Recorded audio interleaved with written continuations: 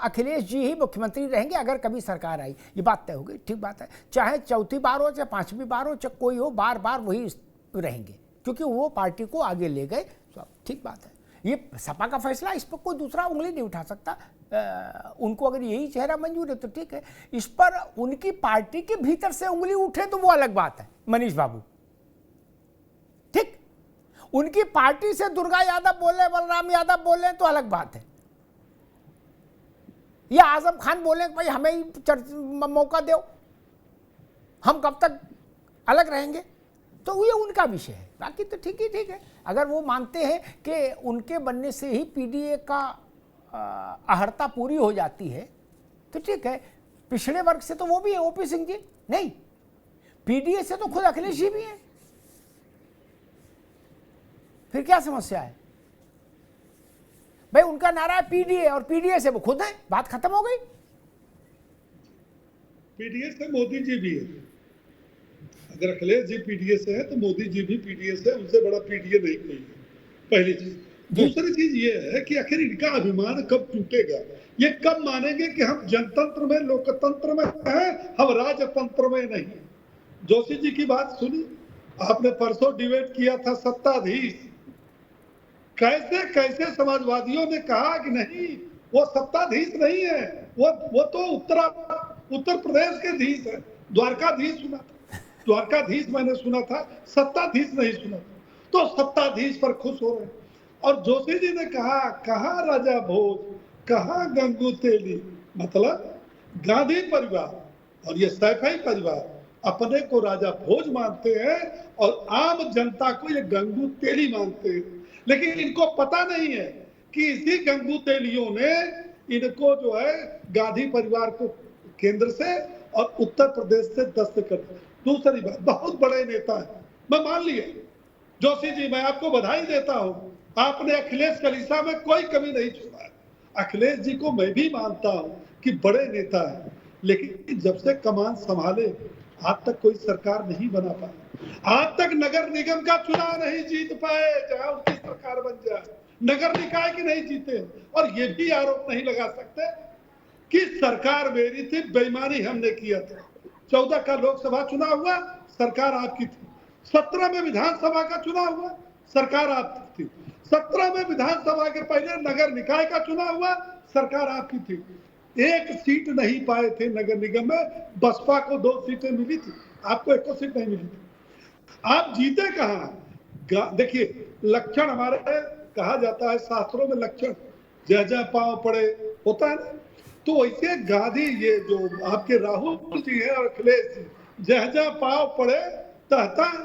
अब उसके आगे मैं नहीं कहूंगा क्योंकि आप पॉलिटिकल जानकार हैं, मेरी आधी बात का आप राजनीतिक विशेषज्ञ हैं, अर्थ समझ गए होंगे।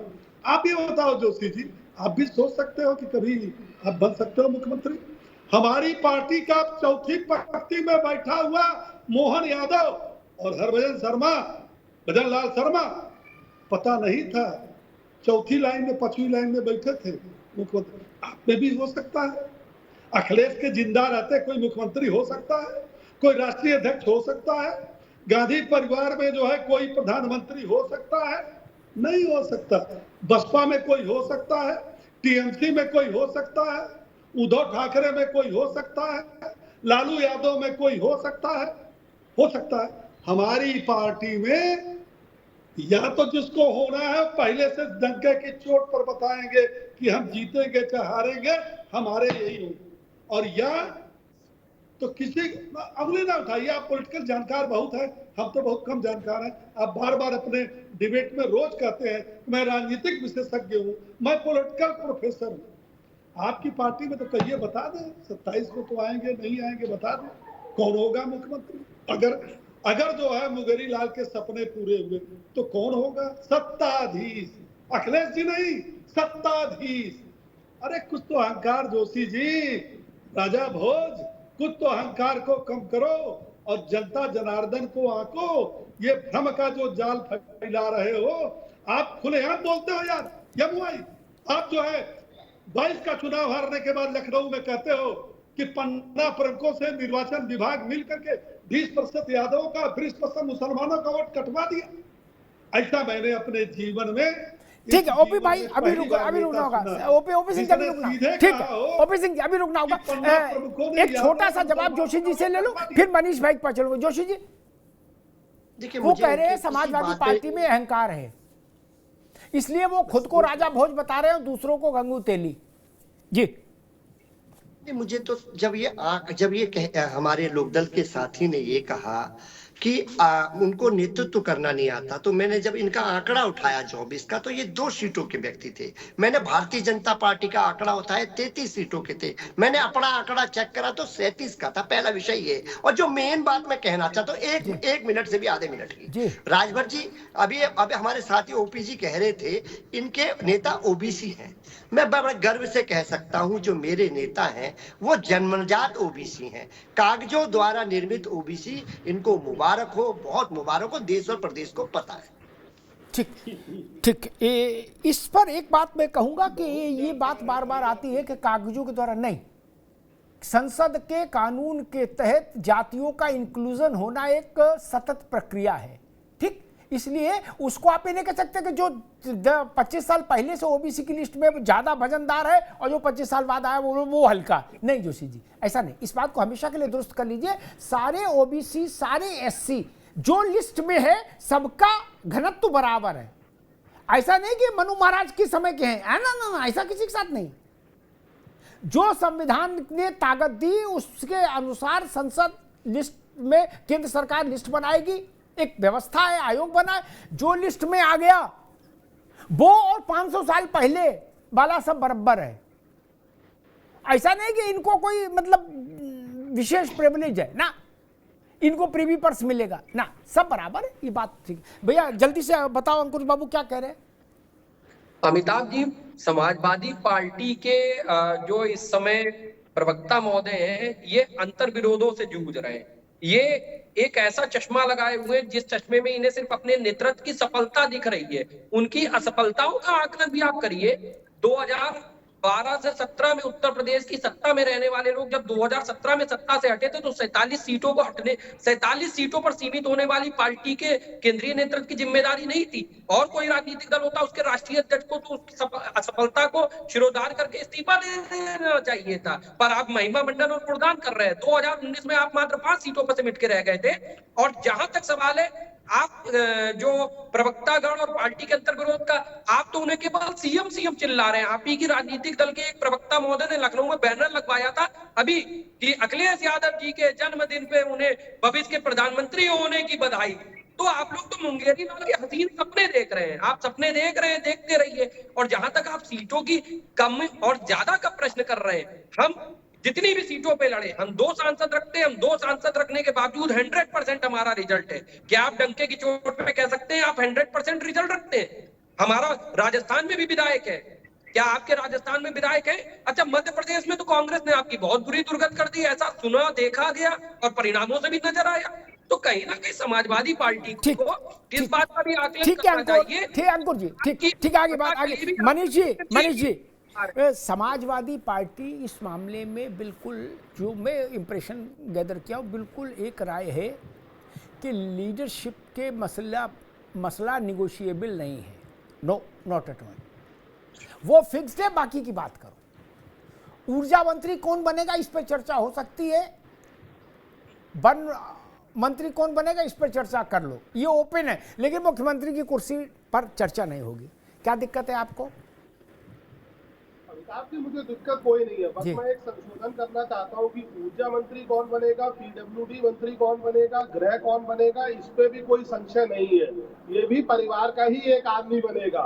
वन मंत्री कौन बनेगा इस पे सोचा जा सकता है। नहीं, वन है, बंजर भूमि विकास है, मछली पालन है, रेशम प्रोत्साहन विभाग है।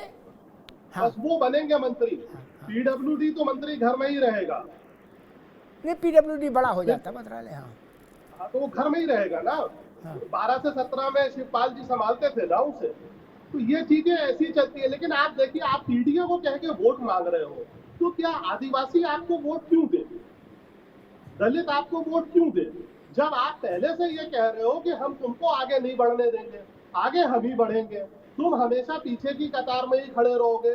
तो उसको अपना डिसीजन बदलना पड़ता है। तभी तो ये एक चुनाव में जो चला के ले गए उसके बाद वो चलता नहीं दिख रहा। हरियाणा हारा है, यूपी भी हारेंगे। अरे भाई मनीष बाबू, 4 मुसलमान कैंडिडेट इन्होंने उतार दिए 9 में। अमिताभ जी, 4 मुसलमान कैंडिडेट उतार दिए तो 2017 में क्या मुसलमान नहीं उतरे थे? 2019 में नहीं उतरे थे? मुसलमान भी आज इस चीज को समझ रहा है। ये सिर्फ लोगों का फैलाया हुआ भ्रम है। आज मुस्लिम मतदाता बड़ी अच्छी संख्या में भाजपा को वोट कर रहा है, क्योंकि सरकारी लाभ की जो योजनाएं हैं वो कास्ट का बाइफरकेशन नहीं देखती। प्रधानमंत्री आवास योजना में जब मकान मिलता है तो जाति नहीं पूछी जाती, जब नल का कनेक्शन लगता है तो जाति नहीं पूछी जाती। क्योंकि आप देखिए, पश्चिमी यूपी में भी भाजपा योगी जी के नेतृत्व में देवबंद भी जीत के आती है। ये सिर्फ एक मिथ्या फैलाई जाती है कि मुस्लिम वोटर जो है भाजपा के साथ नहीं है, प्रतिनिधित्व नहीं मिलता। अब तो भाजपा ने जम्मू कश्मीर के चुनाव में मुस्लिम लोगों को भी टिकट दिया ना, क्या उस पे कोई न्यूज आइटम बना? नहीं बना, क्योंकि उस मिथ्या को मुस्लिमों तक नहीं ले जाना चाहते। लेकिन मुस्लिम मतदाता सजग है, उसको जहां पे योजनाओं का लाभ मिल रहा है वो उस पार्टी को वोट करता है, क्योंकि कहता है ये पार्टी प्रतिनिधित्व नहीं देगी, इसमें तो योजनाएं भी नहीं मिल रही, उसमें कम से कम प्रतिनिधित्व नहीं मिल रहा, तो योजनाएं तो सरकारी मिल रही है। ठीक है, ठीक है मनीष बाबू। जोशी जी, आपको क्या लगता है कि चूंकि आप विश्लेषक भी हैं, चीज़ों को एनालाइज भी करते हैं, जो मुस्लिम मतदाता है उत्तर प्रदेश का, वो ये सवाल आपसे आज करे, कल करे, परसों करे, लेकिन करेगा ज़रूर, ऐसा लगता है एक दिन, कि भाई हमको वो कुर्सी क्यों नहीं मिल सकती? हम आपके साथ 1992 से लगे हैं क्या? और ये ईडीए पीडीए तो बाद में आया। सपा को सपा बनाया किसने? मुसलमान ने। इसमें तो कोई दुराई नहीं, मतलब सीधी बात करो हिंदी में, सरल भाषा में, तो मुसलमान ने बनाया क्या? वरना एटा इटावा मैनपुरी तक रहती पार्टी, इससे बाहर तो नहीं जाती क्या?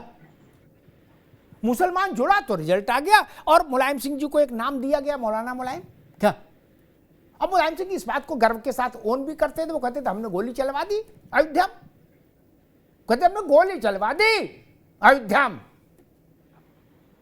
ठीक है। वो गर्व के साथ कहते थे हमने डीजीपी को बुला कहा कि हर थाने में 20-20, 25-25 मुसलमान भर्ती करो सिपाही। तो एक रिश्ता था। वो मुसलमान कभी तो मांगे, जागृत हो सकता है और कह सकता है कि भाई सबसे बड़ी वाली कुर्सी क्यों नहीं? जोशी जी, तब मेरे ख्याल से भूकंप जैसी स्थिति हो जाएगी। लोकदल के साथी अभी बता रहे थे कि आपका राजस्थान में विधायक है, बहुत अच्छी बात है, आपका राजस्थान में विधायक है। आप शायद महाराष्ट्र घूमने नहीं गए, कभी जाइएगा तो विधायक आपका स्वागत करेंगे। और रही बात मध्य प्रदेश से लेकर, हमारी पार्टी के सब जगह विधायक रहे, पूरे दिल्ली में हमारे विधायक रहे। शायद आप थोड़ा पढ़ाई का अपना अध्ययन बढ़ाएंगे तो आपको पता चल जाएगा एक विषय। अब मैं अमिताभ जी का जवाब, जो अल्पसंख्यक समाज क्या देख पा रहा है जब चुनाव में जाता है ना, 2017 के, 12 के, 22 के, 17-22 के चुनाव में गया, उसने क्या देखा और अब क्या देख रहा है? वो ये देख रहा है कि भारतीय जनता पार्टी के खाने में 9 में से मेरे लिए कोई जगह नहीं है। सबका साथ, सबका विकास, सबका प्रयास, 0। अब आ जाइए 12-17 की बात, अब आ जाइए आज की सूची को जब देखा कि मेरे लिए सबका साथ, सबका विकास, सबका प्रयास, 0 लीडरशिप देंगे आप। और सबका साथ, सबका विकास, प्रयास, मीठी मीठी बात करके रसगुल्ले खा के हो जाएगा भाई साहब।